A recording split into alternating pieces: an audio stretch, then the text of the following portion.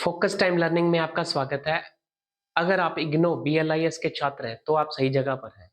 आज हम बीएलआई 221 library information and society के असाइनमेंट के बारे में विस्तार से चर्चा करेंगे। क्वेश्चन पेपर को डाउनलोड करने से लेकर अच्छे मार्क्स लेने तक। तो चलिए शुरू करते हैं। असाइनमेंट क्वेश्चन पेपर डाउनलोड कैसे करना है? सबसे पहले आपने इग्नो की वेबसाइट पर जाना है। वहां से आप जाएंगे स्टूडेंट सर्विसेज में। उसके बाद आपने क्लिक करना है डाउनलोड्स पर। डाउनलोड पे क्लिक करते ही आप चूज करेंगे यहां से ओल्ड असाइनमेंट पोर्टल। अब आपने बीएलआईएस प्रोग्राम को ढूंढकर वहां से असाइनमेंट के क्वेश्चन पेपर डाउनलोड कर सकते हैं। जो आपने असाइनमेंट बनाने हैं उसका डायरेक्ट लिंक भी मैंने आप डिस्क्रिप्शन में नीचे दे दिया है। अब बात करते हैं असाइनमेंट जमा करने की last date. June term end examination के लिए जो लास्ट डेट है 31 मार्च है। अपना असाइनमेंट आप अपने स्टडी सेंटर में व्यक्तिगत रूप से जाकर करें।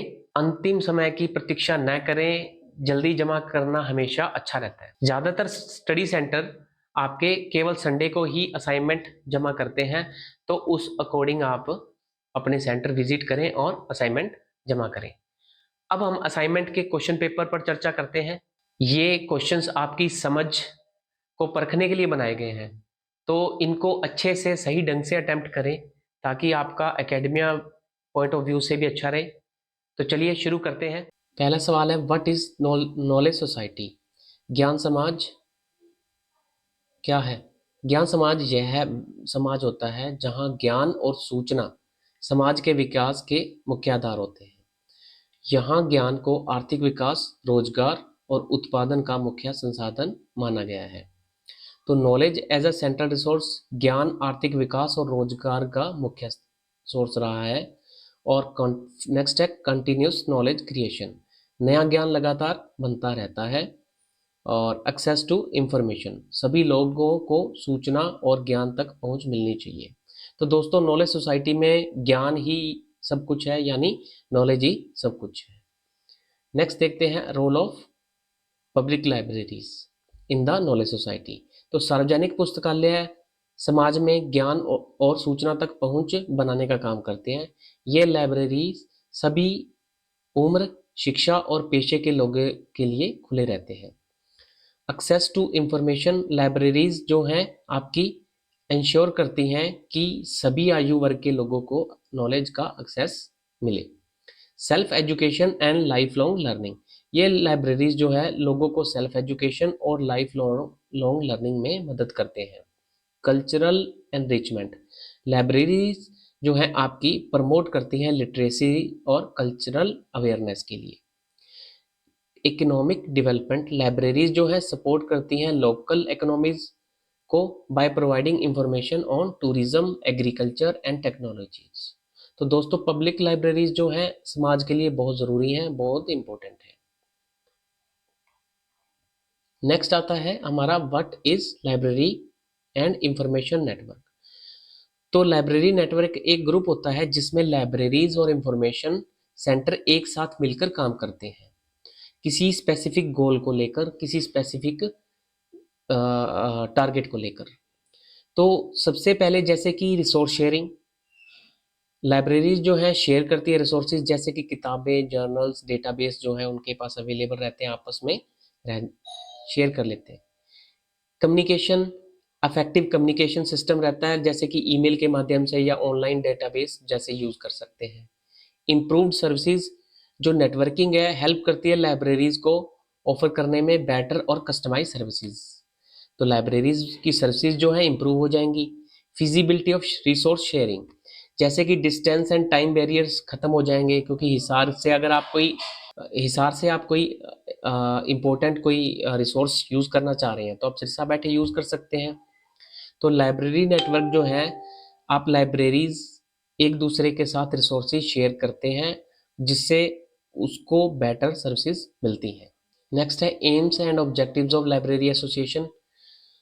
तो पुस्तकालय संघ, तो लाइब्रेरीज एसोसिएशन का जो मेन गोल होता है लाइब्रेरीज और लाइब्रेरियंस के इंटरेस्ट को प्रमोट करना। जैसे कि किस तरह से करता है, लाइब्रेरी की मूवमेंट करके, promoting the library movement, libraries की डेवलपमेंट को एनकरेज करना इनका मेन मोटिव रहेगा। इम्प्रूविंग लाइब्रेरी सर्विसेज, लाइब्रेरी की सर्विसेज को इम्प्रूव करना। प्रोफेशनल डेवलपमेंट, लाइब्रेरियंस के लिए ट्रेनिंग और वर्कशॉप ऑर्गेनाइज करना। सेटिंग स्टैंडर्ड्स, लाइब्रेरी के लिए गाइडलाइन और स्टैंडर्ड सेट करना। तो लाइब्रेरी एसोसिएशंस जो हैं लाइब्रेरियंस और लाइब्रेरीज को सपोर्ट करते हैं ताकि उनकी इमेज और सर्विसेज इंप्रूव करते रहें रेगुलर। नेक्स्ट हम बात करते हैं implication of the first law of library science. तो जो फर्स्ट लॉ है आपका पुस्तकालय विज्ञान का, जो पहला नियम कहता है बुक्स आर फॉर यूज, यानी किताबें इस्तेमाल के लिए होती हैं। तो कैसे होंगी? सबसे पहले अगर लाइब्रेरी लोकेशन सही होगी तो लाइब्रेरी का एक्सेसिबल लोकेशन पे होना जरूरी है। आपने लाइब्रेरी कहीं आउटर एरिया में ओपन करवा दी, वहां पे सभी लोगों के लिए पहुंचना मुश्किल है, तो ज़्यादातर लोग उसका यूज़ नहीं कर पाएंगे। तो लाइब्रेरी एक सेंट्रलाइज लोकेशन पे होनी चाहिए ताकि सभी के लिए एक्सेस हो सके। वर्किंग आवर्स, जो लाइब्रेरी के टाइमिंग है यूज़र के लिए कन्वीनियंट होने चाहिए, यूज़र के अकॉर्डिंग होना चाहिए जो उसके यूज़र्स हैं। जो लाइब्रेरी स्टाफ है वो आपका नॉलेजेबल होना चाहिए, हेल्पफुल होना चाहिए। कलेक्शन डेवलपमेंट, लाइब्रेरीज में ऐसी बुक्स होनी चाहिए जो यूज़र्स की नीड को पूरा करें। ये ना हो कि आपने कहीं से उठा इकट्ठी उठा ली, जहाँ से मिल रही है सस्ती भी सस्ती ले लो, बट यूजर्स की नीड का भी ध्यान रखा जाना चाहिए। तो दोस्तों लाइब्रेरी का मेन गोल है बुक्स की मैक्सिमम यूज हो। नेक्स्ट हम बात करते हैं code of ethics in digital era. तो डिजिटल युग में लाइब्रेरीज और लाइब्रेरियन को एथिकल चैलेंज का सामना करना पड़ता है, क्योंकि प्राइवेसी का इशू आता है, अथेंटिसिटी का इशू आ जाता है। कैसे? देखते हैं। प्राइवेसी, यूजर्स के डेटा को प्रोटेक्ट करना लाइब्रेरी की रेस्पॉन्सिबिलिटी है। अथेंटिसिटी, ऑनलाइन जो इंफॉर्मेशन है उसकी वैलिडिटी चेक करना। इंटेलेक्चुअल प्रॉपर्टी, कॉपीराइट लॉ को फॉलो करना। एक्सेसिबिलिटी, सभी लोगों को इंफॉर्मेशन तक पहुंच मिलनी चाहिए। तो तो दोस्तों डिजिटल इरा में लाइब्रेरीज को इथिकल प्रैक्टिस फॉलो जरूर करनी चाहिए।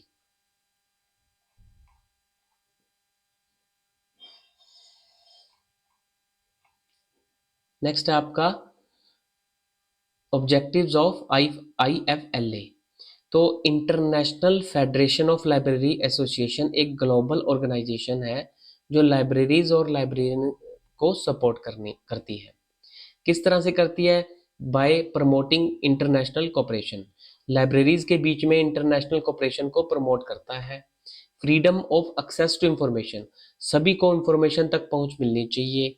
प्रोफेशनल डेवलपमेंट, लाइब्रेरीज के लिए ट्रेनिंग और वर्कशॉप को ऑर्गेनाइज करता है। तो IFLA जो लाइब्रेरीज और लाइब्रेरियन को ग्लोबल लेवल पर सपोर्ट करने का कार्य करता है। नेक्स्ट आता है model library and information service act. यह अधिनियम है एक तरह का। तो इस अधिनियम के तहत लाइब्रेरीज और इंफॉर्मेशन सर्विस को बेहतर बनाने के लिए बनाए गए। स्टेट लाइब्रेरी अथॉरिटीज बनाई गई, लाइब्रेरीज के लिए पॉलिसीज बनाता है। फंडिंग कहाँ से आएगी? लाइब्रेरीज के लिए फंड जुटाना, लाइब्रेरी सेस का जुगाड़ करना। इंक्लूसिविटी, गांव तक इंफॉर्मेशन सर्विसेज को पहुंचाना। डिस्ट्रिक्ट लेवल पे भी अथॉरिटीज सेट करना और स्टेट लेवल पे भी क्या नाम, अथॉरिटी सेट करना जो रूल्स बनाएंगे। बुक बैंक, बुक डेवलपमेंट करना। तो ये सारा इस अधिनियम के तहत रखा गया है। नेक्स्ट है हमारा ऑब्जेक्टिव्स ऑफ कंसोर्टियम। कंसोर्टियम क्या है आपका? Consortium on core electronic resource in Taiwan concert, जो कि आपका 1990 में बनाया गया था। किस लिए? Popularity of web based full text documents की पॉपुलैरिटी देखते हुए। तो मेनली जो ये लाइब्रेरीज और रिसर्च इंस्टीट्यूशंस के बीच के रिसोर्स शेयरिंग को प्रमोट करता है। किस तरह से? लाइब्रेरीज रिसोर्सेज को शेयर करती हैं, रिसर्च को सपोर्ट करती हैं और टेक्नोलॉजी को ट्रांसफर करना। तो कंसर्ट लाइब्रेरीज को एक दूसरे से जोड़ने का ही काम करता है मेनली। नेक्स्ट है हमारा internal objectives of ALA, American library association.